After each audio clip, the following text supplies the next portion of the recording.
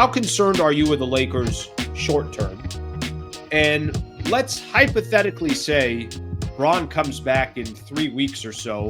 Can you think of what the positive can be in that Braun gets a little bit of rest, gets his body right, and if he's healthy to go, and you still got 8 games left in the regular season, and then here you are for this playoff run, can you just kind of weigh the positives and the negatives here?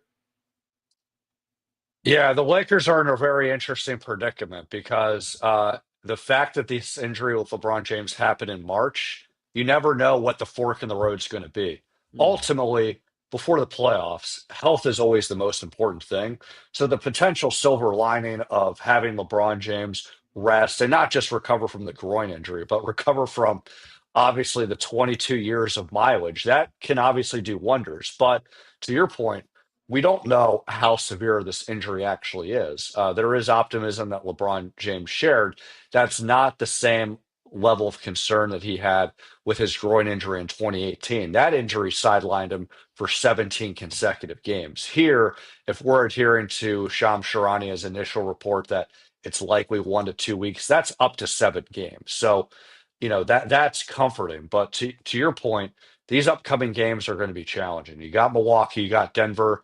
The only winnable games that you can pencil in off the bat, assuming that they play the way they're supposed to, 2 games against Phoenix, a game against San Antonio, a game against Chicago. But 2 games against Denver, a game against Milwaukee, that's challenging. Then you're looking at the standings itself. The Lakers are at number 3 right now.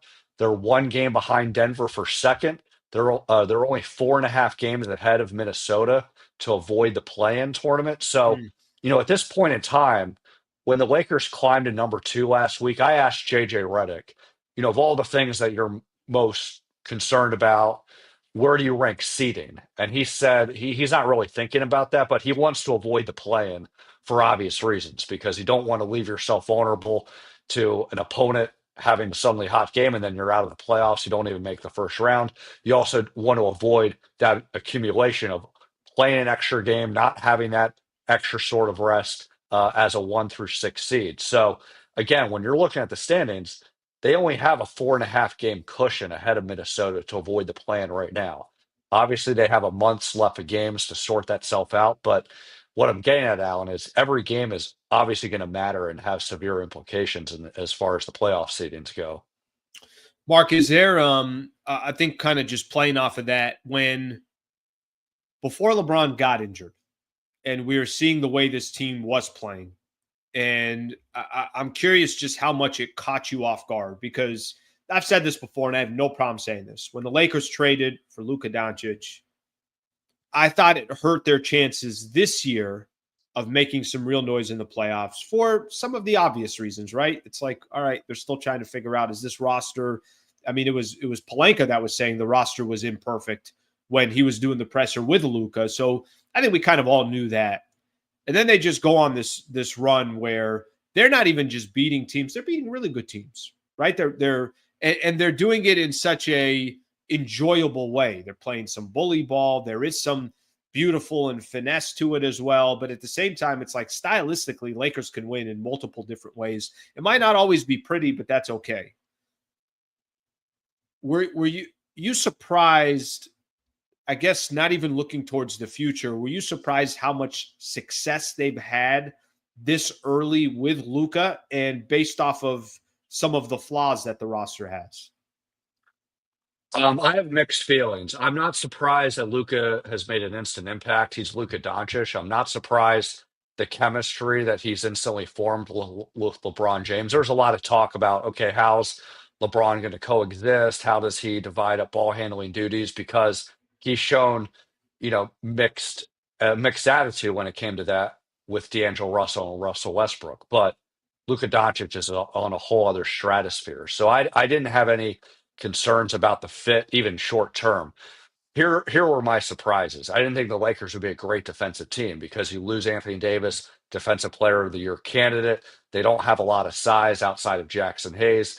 They haven't really been a great defensive team with their point of attack, but they've overachieved. A lot of it has to do with effort. JJ Redick has taking advantage a lot with his small ball lineups and using a lot of his wing players to play big. So they've been a really good defensive team. I did not see that coming. And so I'm with you. Long term, this is going to be a no-brainer. They set themselves up to have that next generational star, and they could build the roster around Luka Dončić when LeBron James retires. But I did think short term there would be some initial hiccups defensively, as well as not with LeBron, but the rest of the role players. How they would they adapt to Luka short term? But I will say this: I thought that there would be more of a potential for them to make a deep playoff push and even enter the championship contending Mm. conversations with Luka Doncic, only because it's a new move, it's lightning in a bottle, it's an espresso shot. I was very pleased with how Anthony Davis played this season, both with his play and his availability. But I think what we saw was that even with LeBron James and AD mostly being available, mostly being consistent, they just didn't have the kind of performances that you would expect for them to win games, even with them playing at their best, because their role players weren't always consistent. Defensively, they still weren't great, even with AD there. So I thought that their ceiling would be second round. With Luka Doncic, I'm not going to thrust them into NBA title favorites, but they have at least opened the championship window.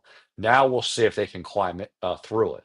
So it's going to be a very interesting last month of the season, as well as how the playoffs start, because I still have the Oklahoma City Thunder as the favorites out of the West, but really it's anyone's game. You've seen Denver play a lot better. Nikola Jokic has now made stronger cases to get another MVP. The Lakers are back. The Warriors are at 6, but the Jimmy Butler trades dramatically changed them. So everything is very up in the air. All right, if you enjoyed this clip and you want more, just subscribe to the channel. Monday through Friday, 8 a.m. to 9 a.m. is the Sliwa Show. And then after every Lakers game, post-game show right here.